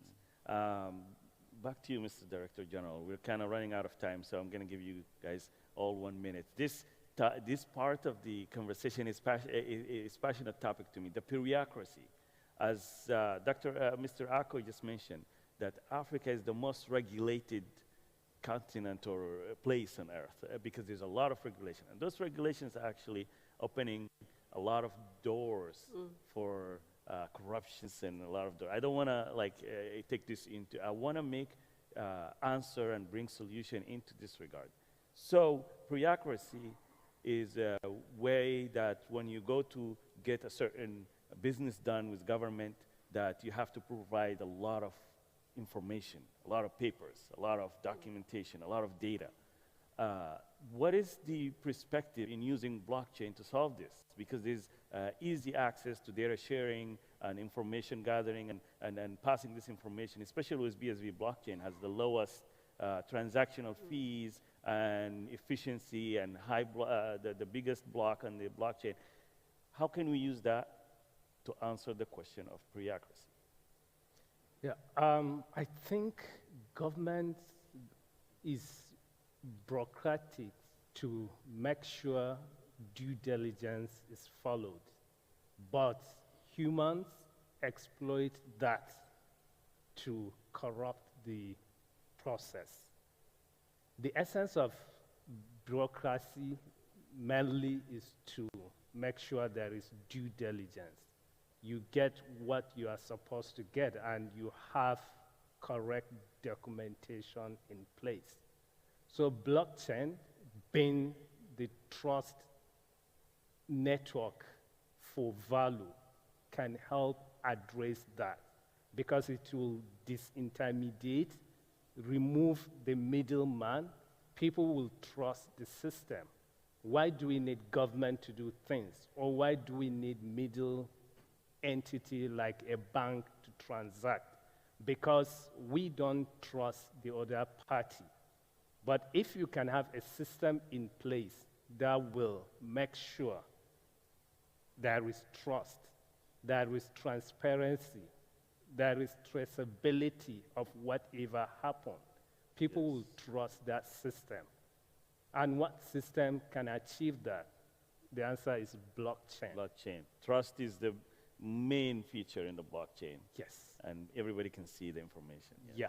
And people or governments in general were skeptical about the main blockchain or Bitcoin because they don't know who are behind it.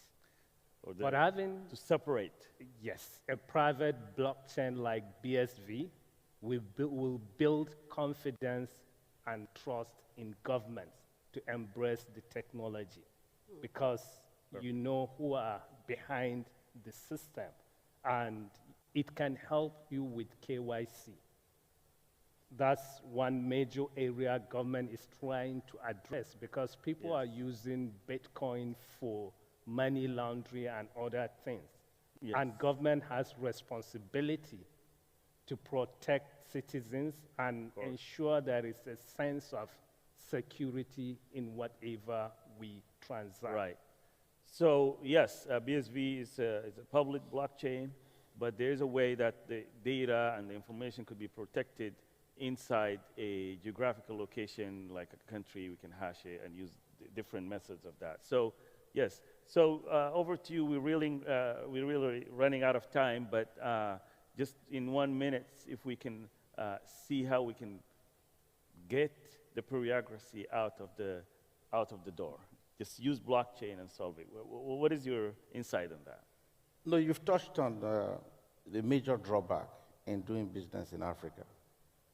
Whether it's clearing goods at the ports, whether it's obtaining government services, whether it's in the healthcare, in business, there are several bottlenecks that makes the cost of the business very expensive for people. Yeah.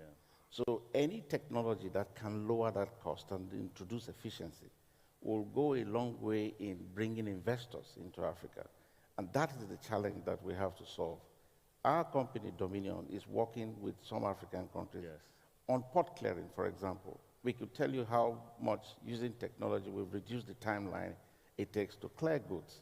So there are several bottlenecks across several African countries, some created by regulation. Yes, the intention of regulation is good, but it's been exploited. Yes. If you go to the airport now, you see so many regulatory officers there. What are they all doing there? They create bottlenecks that makes it difficult for people to do business. Perfect. So, Dr. Catherine, over to you in 30 seconds. What is your insight on that? Using the blockchain to solve the answers of regulations that actually, I think, a little too much. Yeah, so I think blockchain technology presents a unique leapfrog opportunity for African countries. When you look at the BSV blockchain in particular, the cost issue around it makes it particularly attractive for economies such as the ones that we come from, that, you know, people just, there's not enough money in the budget. Yeah. But with that, you can get a huge return on investment, whether you are a government that chooses to adopt this amazing technology, or you are an investor that chooses to get involved with using this technology to solve Africa's problems. Perfect. Well, with that, I would like to thank you, and it was amazing discussion, and you guys are in the front line, and everybody's watching, and it's time for Africa. It's time for Africa. Let's bring blockchain to Africa. Thank you very much. Thank you for the panel.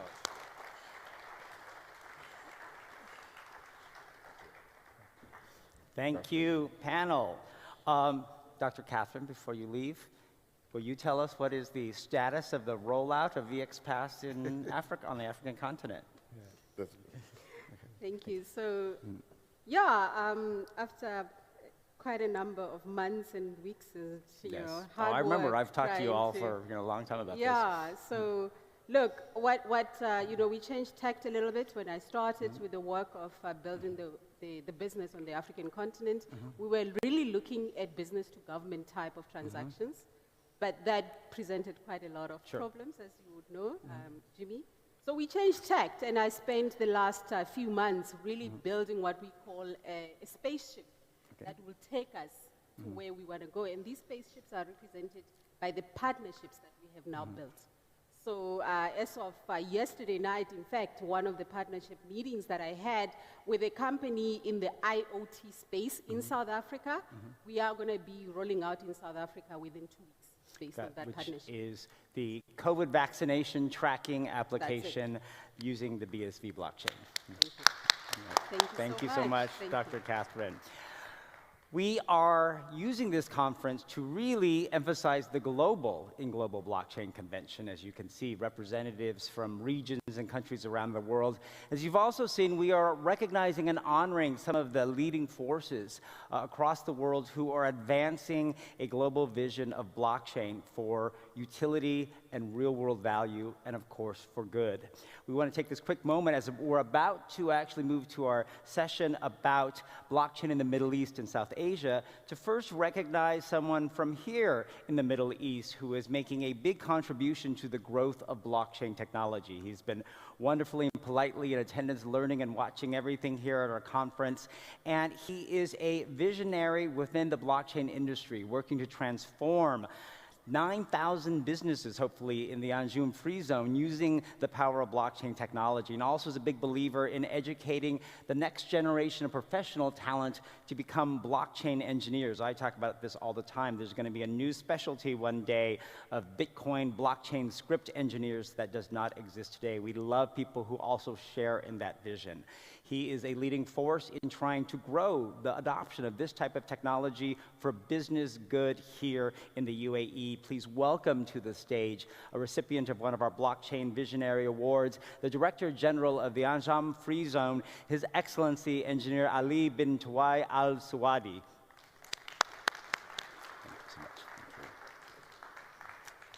Thank you so much for being here. We appreciate it. Here, I'll take a quick photo with you. Over here, right there.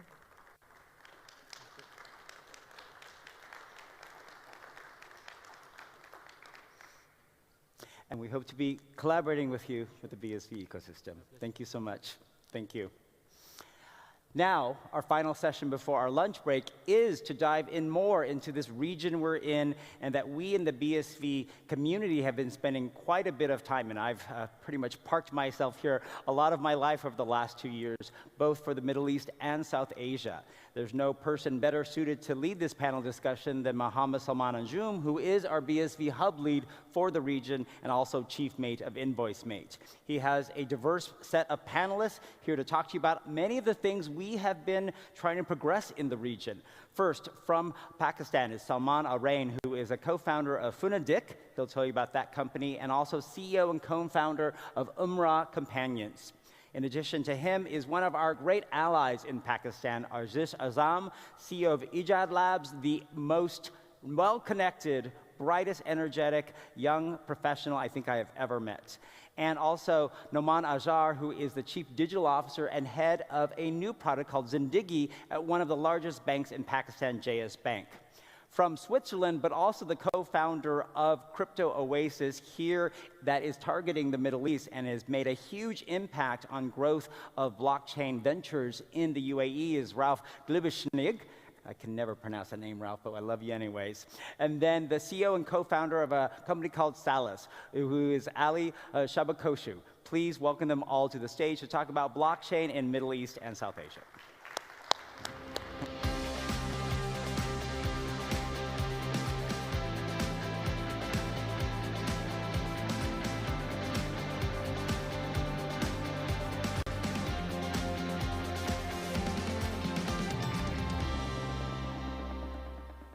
Good day once again, Dubai. And now we will be discussing about the Middle East and South Asian specialists of this field will be discussing the trends, the opportunities and challenges about the blockchain and more. Would like to introduce one of them, one by one, all of them. So on my very left, Mr. Salman Arai, a longtime friend, and been doing his own blockchain project now, and has a good insights about what's happening in Saudi. Please, what's your journey in the blockchain and overall in the tech space? Excellent. Thank you very much for being, inviting here. Excellent event, excellent sort of an opportunity, and a lot of good audience, alhamdulillah. What we have been doing is in Saudi Arabia, as you know, there is a lot of digitization initiatives has been taken under the Vision 2030. So as part of that, we are a player in travel, and especially in the pilgrimage, Muslim pilgrimage travel sector. Every year, more than 10 million people travel all around the world. It's a $40 billion US sector. So we have taken the lead in terms of bringing that big sector on the blockchain. Great. We move to the very young but very vigilant Arzish. And we'll also ask his journey in the blockchain. Arzish, please introduce yourself and your journey. Sure. So first of all, thank you so much for inviting me on this, amazing event. I must say it's very well put. I've been hosting some of the largest technology events in Pakistan, which happens to be the world's 5th largest country. So we have a big tech economy. We have a lot of startups. And I connected with you, Salman, and you gave us the opportunity to host the BSV delegation in Pakistan in January, where we, for the first time ever, hosted our Pakistan Blockchain Summit and arranged a meeting with the Honorable President. The President then made a call to start a national blockchain strategy. So thanks to you for visiting and bringing all your people. And now we're just following up with these developments. You also joined the recent Future Fest. And I believe my journey with blockchain is more with BSV, but now we understand that blockchain is a big space, and for my country and for your country, Pakistan, we have such large developer base, we have such big tech ecosystem that we do not have the we can't miss this opportunity, and I think the closeness we have with Dubai, and Dubai now being like this crypto capital of the world. There's a lot that Pakistan can do, and we look forward to working with you to engage more for the development of blockchain technologies in Pakistan. Right. One way, your scope of work in banking and finance, and tell us about your recent digital bank that you are coming up with. Yeah. Thank you very much. Assalamu alaikum, everyone. To start with, thank you. I think this is an amazing event and must be appreciated at all corners. So, really wonderful experience. We, as Arzish just mentioned, we just had an experience of setting up a large-scale technology event. And while Arzish was leading it, we were the lead sponsors to that event. And we know the potential in the Pakistani market.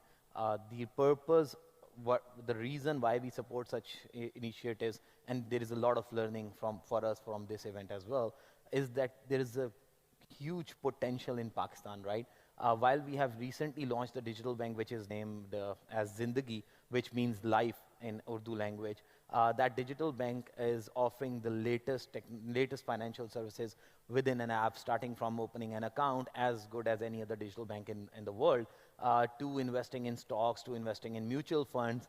And when we talk about all these, next generation financial activities, what really makes them unique is the technology that we are using behind them. And that's where we are always struggling, striving hard to make sure that we find the right set of technologies. On the digital bank front, and as well as since I am the CDO for the commercial bank, that is JS Bank, on that front as well, we use financial services, or we aim them as a byproduct of the main lead technology product. So every technology product which is developed needs to have a financial component into it. Generally, banking is done other way around, where you think that the banking services in itself is the main lead. But we don't see it in isolation. So when we see it in a conglomerated kind of structure, what we really want to focus on is to bring up the alternate software, hardware solutions, and kind of facilitate the financial services into it. While we do that, the challenge that we face is scalability, reliability, and things like that when we go to the customers. We have our own development teams, and then we have third party as well. So what we really want to do is explore the technologies like BSV and start putting up services on are more reliable, more secure, more easily scalable, because we are looking at a population of 220 million people really hungry for things that can make their life simpler. So that's where we see Zindagi going towards. Perfect. Thank you. Ralph, the journey from Crypto Valley to Crypto Oasis, would like to know more about that, and would also like you to share that whole journey with us. Yes, thank you for having me. I have been by accident in 2013 in Switzerland when the Ethereum Foundation started off. And this was the kickoff of the Crypto Valley, started with 4 or 5 companies in that area. Today there are 1,100 companies in the blockchain space, 6,000 people working full-time on blockchain. The biggest protocols are there, BSVs there, Tal and Jane from the ecosystem here, but also Polkadot, Cardano, Tezos, you name it. And also regulated banks. In 2018, we got the first banking licenses for 2 banks. In the crypto space, we integrated custody solutions in the banks. We created a governmental framework with adjusted laws over there. And I think this is, at the moment, one of the leading blockchain spaces in the world. But I personally have a big love for the region here. I came the first time 1998, and I saw the vision of Dubai and the Middle East. And I was following up every year. And in 2016, we started to build up the blockchain partnerships and ecosystems here. In 2020, we signed a partnership with DMCC, opened up the DMCC Crypto Center, onboarded 300 companies in the last years in DMCC. Yesterday, we sent out a press release that we reached 1,000 companies in the UAE in the blockchain space. I think this is a huge, huge performance. In Switzerland, it took us 8 years to get to 1,000. In Dubai or in the Middle East or exactly in the UAE at the moment, it took us 1 year. And we fully believe in that region here and bringing that, what we did in Switzerland here, and use that as a bridge to Africa, to Southeast Asia. We see Chinese people coming here, Hong Kong, Singapore, and all that. And for that, I'm focusing totally on that region, and I see this is the biggest blockchain region in the world in 1 or 2 years. No doubt about that. And with that, we move to the next gentleman who is coming from Saudi. And I must say, we were there for the Leap, the very large tech event. And we see that they will be giving a very nice competition, a productive one, positive one to the Dubai And we'd like to know more about what's happening in Saudi with Mr. Ali.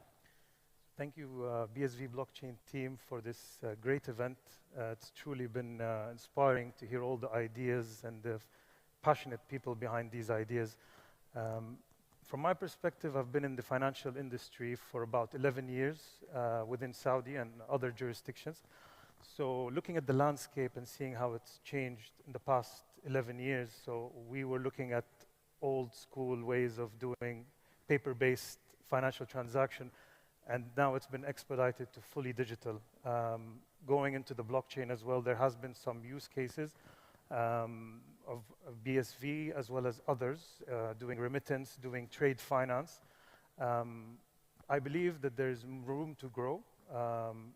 I am the co-founder and CEO of Celis, which is a fintech company focused on tackling the digital payment sector. The meaning of Celis is seamless in Arabic. So we look forward to being able to present the various opportunities that our colleagues were talking about here in the last few days, which is in line with the Vision 2030. Right. So staying on this vertical of banking, we have a banker with us.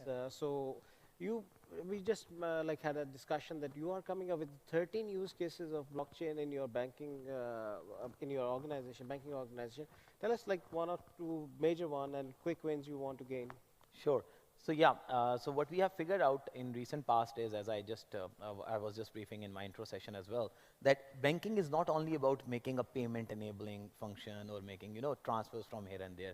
Banking is about changing the lifestyle, and it is about creating that ecosystem where you develop something which helps in moving from paper-based, as Ali just mentioned, to a digital ecosystem, and then you link it up, the financial component into it. For example, what we did is to startup ecosystem in Pakistan is building like anything, right? The problem they face is any startup comes up with any idea and they translate it into a reality through a software.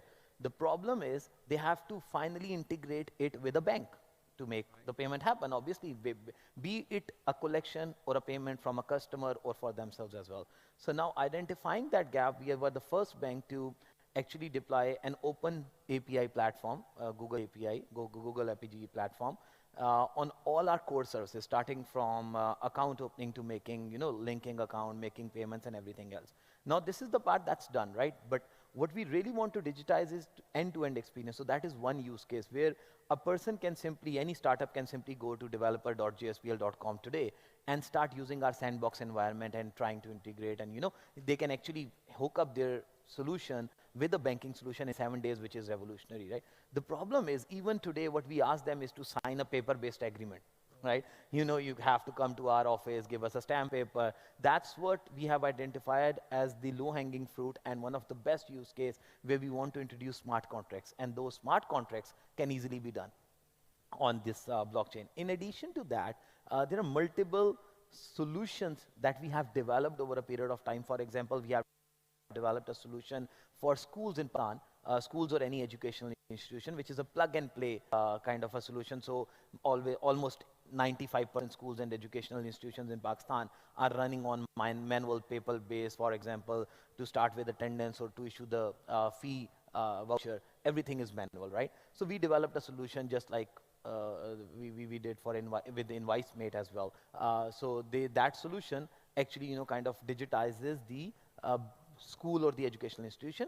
We want to convert that solution because now we are facing challenges with the old traditional technologies. We want to, you know, this solution is developed. We want to take it up now to BSV. So that is the other case. And third, we are already deploying InvoiceMate with the help of Salman himself. Okay. And we want to, you know, because we are a financial institution, the potential, the clients that we have want to get invoice-based lending. So if we have a track record, and the track record which cannot be, you know, changed, and we are, you know, kind of confident about that, that's where we are using BSV technology to put in place an invoice-based solution like InvoiceMate, and you are going to do that with us. Thank you for promoting InvoiceMate, and we'll give definitely now more discounts. Right. As it's staying in Pakistan, blockchain is not just about enterprise and government applications. Where is crypto in Pakistan, and what do you see in future? Is there a future for crypto in Pakistan? So I think, you know, I think there's a future for crypto everywhere, and you know, Pakistan is the same.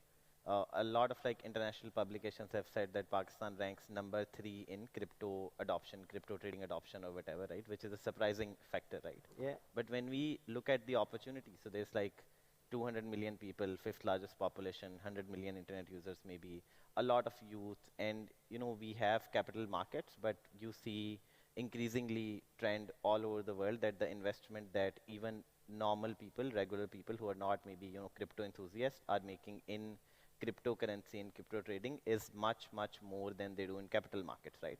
So in a country like Pakistan, I think, you know, I may be wrong, the number is like 200,000 something, the people who invest in capital markets, whereas, you know, there are more than 2 million people who are investing in crypto. And this is happening while it's not regulated. There's no clarity on, you know, whether it's legal or illegal. There's a discussion going on.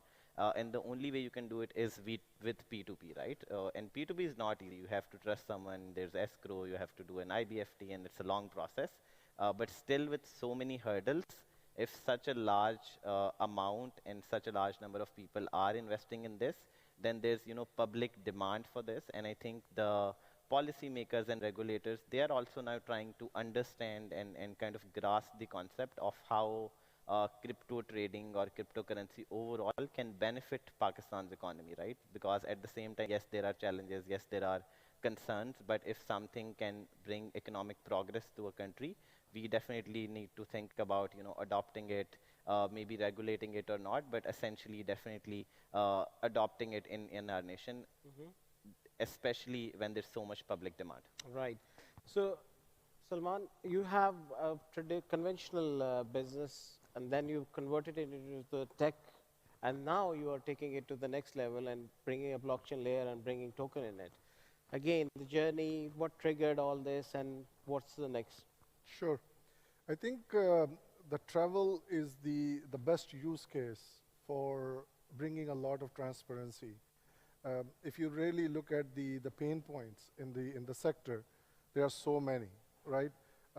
Specifically now, because we are very focused on Saudi Arabia, we are very focused on the Muslim pilgrimage, and as I just said, the numbers are so huge. Today, like, you know, back in the days to 2019, the total number of people traveled were 10 million in a year only for the Muslim pilgrimage all over the world. Again, the direction is by the Saudi government to go for the 3 times by 2030. So we are looking at a sector that is going to be $100 billion a year, serving 30 million pilgrims all over the world. Just imagine the diversification. Just imagine the frictions that are, like, you know, that the people have to face and the industry has to face. So the logical step was, okay, let's build it, automate and remove all the frictions. And then once you reach to that level, then you take it to the next level, and where you start addressing all the other areas. So one of the biggest thing that right now the sector is facing is in terms of the cross-border payments. Global issue across the board. The money has to move. The money has to move faster. It has to come into multi-currency. Multi-parties are involved. And where is the trust system? The delays in the existing traditional banking system through most of the central banks in, you know, Middle East, Russia, Europe, like all this makes it very complex. So we looked at that. Then there is another, from a user experience point of view, as you guys know that Saudi Arabia as a government has committed themselves to position it very well in the tourism. 2 days ago in the World Economic Forum Index, Saudi Arabia is the only country that has jumped 10 points on the index. From 43, now Saudi Arabia is at 33 as a destination that is committed. Public Investment Fund is spending a lot of money in terms of the investment. Now, a sector like this requires a lot of transparency, a lot of integrity of information, and there are so many transactions are happening. It has been traditionally many middlemen, many institutions involved, and the cost of going to a pilgrimage is becoming too expensive, right? So we as an ecosystem, with partners like BSV, are working how to manage this cost, reduce this, like, frictions all over the transaction, and make sure that, the user experience or the pilgrim experience is enhancing. And that's where our company that is called fanadik.com, that means in Arabic is hotels.com. We have two brands, one is B2B and the other one is B2C. The B2B brand is part of the Ministry of Hajj and Umrah global distribution system, where any pilgrim or intended pilgrim can go on the portal, build their whole package at their own choices, bringing complete transparency, make the payments through the, on the portal, and receive their e-visa within 4 hours. So this is what we have delivered with the, support of the Ministry of Hajj and Umrah this Ramadan. A significant transactions are moved. Countries like, all over the world has been, using it. So, the blockchain, the way that now we are committed to deliver the project is, it's going to help us to reduce the cost of transaction, as we have all been looking at it. It's going to help to make the money flow easier and faster by, joining hands with digital banks. Yeah. So that's the direction that we are looking at it. And meanwhile, while we are all doing all that stuff, we are going to reward our, pilgrims and customers through the loyalty program. Excellent. Those loyalty program will be running on BSV blockchain. I Absolutely. guess. Right. Ali, we've been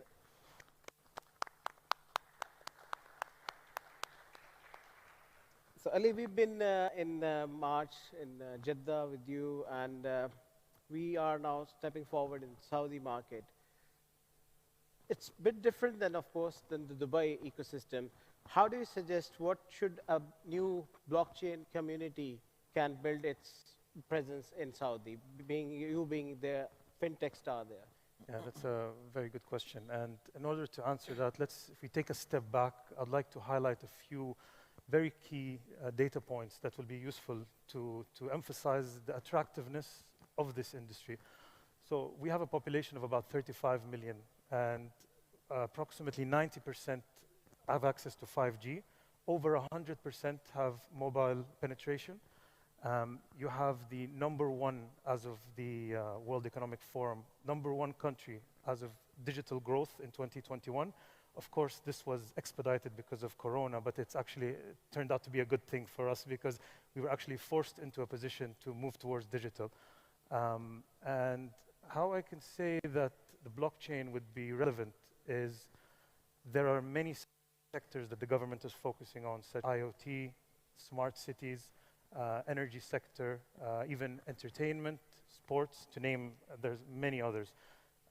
But to be very honest, I mean, generally speaking, we tend to be conservative when it comes to new technologies. Not that we do not want to innovate, but because it tends to be more sensitive when you're dealing with money, because it's people's livelihood, it's people's savings, so you want to make sure that it's taken into consideration. But at the same time, they want to innovate and be at the forefront of innovation. So I would suggest to look up the different accelerators, the different incubators that are in Saudi, and attend the LEAP event that is in February 2023 for more opportunities. Looking forward for that LEAP 2022, rather 3 now. We've been there, and it was an amazing experience. We signed an MOU with the Saudi Digital Academy to put together the first blockchain academy there. And from the fintech star of Saudi, I moved to the crypto star of the Middle and also Europe as well. Nobody knows more about what's happening here in Dubai than you, Ralph. So share some insights with our audience. Yes, with pleasure. I mean, when you talk about an ecosystem, you usually have 3 pillars. You need infrastructure, you need capital, and you need talent. And infrastructure, physical infrastructure, Dubai and the UAE is world class.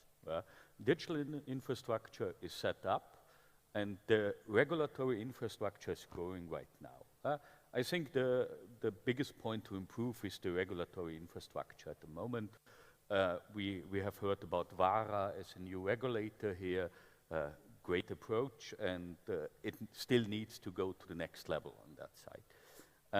Then on the capital side, yeah, we have capital here in the region, of course, but the more interesting thing is the international capital is coming more to the Middle East.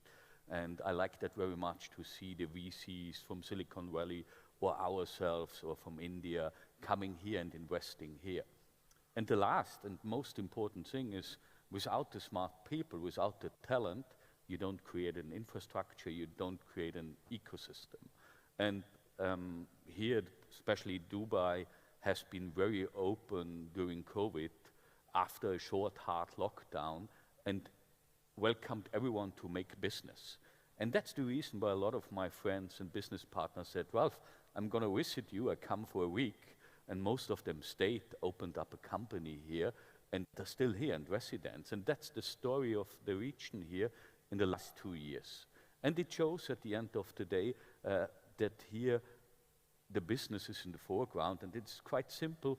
The reason behind, I mean, here a lot of the infrastructure is owned by the government. And the government thinks twice if they should close down infrastructure because of a pandemic. In Europe, that was the other way around. And now when we look into that, what's happening right now, probably we are in one of the most neutral positions here than in other places in the world. And the more people are coming, the faster this growth will be. We see, of course, influx from Ukraine, from Russia, from China, from the US. I mean, 10 years ago, it was a dream to be in the US and have a green card. Now, a lot of my friends with a US passport are trying to get the US passport away or hiding in Puerto Rico. So I think we have a big change, and in that moment, the center of the universe in the blockchain space is here. And that's also great to see BSV here and hosting such a great event. Thank you very much again. Pleasure. Naman, you have already been very progressive in adopting blockchain in your own bank, in other organization, and thankfully having integration with the other blockchain applications. What next? Like, you are also enabling a lot of fintech ecosystem there in Pakistan. You have your accelerator program. What other things you are doing out of your own boundaries of your own organization? Yeah, so that's a very, very important question. What next? I think whenever we say the word what next, the first thing comes into mind is about cryptocurrencies on the blockchain technology, right? And Pakistan being a country which is very sensitive about regulatory framework that is not there today, as Arzish rightly mentioned. So by the way, just to tell you, it is not even 200,000. So the stock or the stock exchange or the mutual fund investors total in Pakistan till today is 110,000, out of which only 20, 30,000 are active, which are the big fishes, not the general common public. However, and the reason being obviously the experience of the customer. So as soon as we digitize the stock buying and selling or the trade, we are now seeing a great uptake. Having said this, we can take it to 200,000, 300,000, that's what it is about, right? Without doing anything, there are 2 million people already trading in cryptocurrencies as a safe assumption, maybe more than that. While our regulator is extremely aggressive towards making that framework, help the economy to grow, what we are trying to do is to understand the baseline technology in order to give that comfort to the regulator and to the government bodies. So once you have use cases on non-financial services, it becomes very easy for the regulator and for the decision makers to understand how the non-financial things are working. Becomes a use case kind of them for us. So that's what we are trying, and I'm myself involved in a lot of committees, a lot of teams which are working towards coming up with a regulatory framework for cryptocurrency in Pakistan, making a local coin, P2P or whatever it will be. But what I can tell you is that we are soon going to hear a good news from Pakistan on cryptocurrencies as well. That I'm very aggressive about, yeah. Great. So Arzish, you've been the advisor to the Minister of Science and Technology. Tell us some of the use cases been implemented or in process of implementation in the government sector. Sure. So I think, first of all, thank you for visiting and meeting the minister and exploring what we can do as far as blockchain is concerned. I think we discussed kind of having educational degrees and certificates, especially in the universities that fall under our ministry on blockchain. It is unfortunate that there's a change in government going on. Hopefully when these things settle down, we'll continue with these, implementations, but there are some things that are already happening. There's this Pakistan single window operation. They're implementing some sort of a blockchain. There is, InvoiceMate and what you are doing. I think now the Khyber Pakhtunkhwa government is interested in exploring. So I think from their side, there's so much interest that where we can implement blockchain. And yes, for some people, they're like, maybe everything should have blockchain, which is maybe not true. But we need to figure out that, as far as we have such a large population, so many universities, it takes so much effort right now. I'm in the process of getting a visa here, so I need to get my degree verified, right? Why do we need to get it verified? It should have been on blockchain since day one. There are so many degrees and educational certificates and credentials, right? So even such simple use case, but with such a large population becomes very useful, right? You have identity cards, you have this whole, passport system, you have 300, types of certificates and certifications that you need to get done. So I think even if we just focus on that, and as Numan mentioned, that's a non-financial use case of blockchain, but it is so big in our country that it will become a relief for everyone, and everyone will become aware of the potential of blockchain. And yes, hopefully in the coming time, we'll see some good news as far as crypto is concerned. But even today, a lot of people are benefiting from it. A lot of people are trading in it. P2P is huge. So there's still some good. And if I give my personal opinion, maybe there's no need to regulate it. Let's just not get into this thing right now. Maybe wait and see how other countries are doing it, and then we can do it, right? But there is definitely huge potential for blockchain use cases. Right. So we have now 1 minute each for all of the panelists. I'll ask the same question. We have talked a lot of goody stuff. Now, what are the major challenges you are facing in implementation of blockchain in your vertical of travel? Just quick one. Yeah, very quick one. I believe that it requires more investments in terms of talent, in terms of capital, in terms of the technologies and the technologists, right? So I think more people have to step in, and that's the direction. Everything is very promising when it comes to the sector. People have to step up and just get in and make it happen. So it's HR. Arzish. So I think right now the stability of the country is a big hurdle in the growth of business, as with technology and other things. And we just hope that our leaders understand that whatever happens, economic growth should not be compromised. And Pakistan having such a huge potential, not just with blockchain, but with IT overall. All of us need to come together and figure out, okay, whatever we do politically, let's just make sure that IT is not disturbed and not bothered by this. All right. One, in your 13 use cases which you are implementing, major challenges you are facing? Yeah, so since we, as you rightly mentioned, we are already, we have been there, right? So we have crossed the bridge, we are now developing it. The challenge is HR, because obviously the talent, and while coming to this venue and obviously attending the session, meeting so many of blockchain experts, what I figured out is that the only simple thing that we need to do is train the trainer concept. So we need to maybe, and I was just talking to another CEO of my tech company, that is a group company, that you need to send at least 10 people for an international training on blockchain, make them train the trainers and take them out, because that is what is the real scarcity in our part of the world. I think the value is there, we just have to train them. All right, so it's all about HR, the challenges are on that side. Ralph, what's your view on challenges, especially in the Middle East? Probably not only in the Middle East, but I think we should stop to talk about the technology and focus on the use cases. And blockchain is only one part of the use cases and the solutions. And I often ask the question, who understands how the HTTP protocol is working? And I think I will not see a lot of hands in the room, but every one of you is using the internet every day. And in the blockchain technology, it will be the same in a few years. Scaling problems are slowly solved. BSV does it in a great way. We can talk about real use cases and tackle them. I'll come back to you for the last one, but before that, Ali, if you'll elaborate the challenges you guys are facing. Sure. I mean, from Celis' perspective, we looked at the value chain and the financial services industry. There's too much friction still across all segments. And what blockchain offers is being frictionless. That's the ultimate goal. And I think a big part of the challenge is raising the awareness, increasing the education for the end user, and demystifying some of the probably the chaos that is happening around the cryptocurrency market, because there's a lot of people that can't differentiate between the technology as well as the currencies as well. Right. Yeah. Ralph, you between us and the lunch, last 1 minute. We cannot end without metaverse. Any major project you can identify? Probably first, what will the metaverse be? I think it's not really clear what it will be. I'm a big fan of the movie The Matrix. I don't know if you know that movie, and I'm a little bit afraid that the metaverse will be what the Matrix shows us. And we have to actively manage what the metaverse in the future will be. I mean, people say people will not spend so much time in a digital world.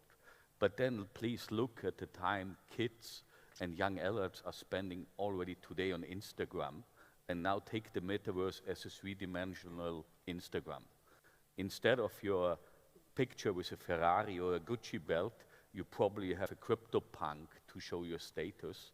But there's coming something really big to us, and we are helping a lot of companies and government entities to explore what's going to happen. And it's a little bit like in the 90s. Why should we have a web page? There's no use cases behind it. And in the 90s, we really didn't have a use case. But then all the things came on, social media, online shopping, and so on. And we're exactly in the same phase on the metaverse. And I'm proud of the region again, that a lot of organizations are already now stepping into that and exploring what's going to happen. Absolutely. And I purposely wanted to end on metaverse because next year when we'll do it, this same panel, it will not name as blockchain in Middle East and South Asia. It will definitely be metaverse or Web 3.0 in Middle East and South Asia. With that, we are ending just 1 second before the time. Thank you very much. Thank you very for much. doing that. Thank you very much. Thank you. Thank you. Please give another warm round of applause to our terrific panel on Middle East. And thank you for helping me with my Saudi Arabia trip there, Salman. And Aman, thank you for that great dinner at your house. He throws a great dinner.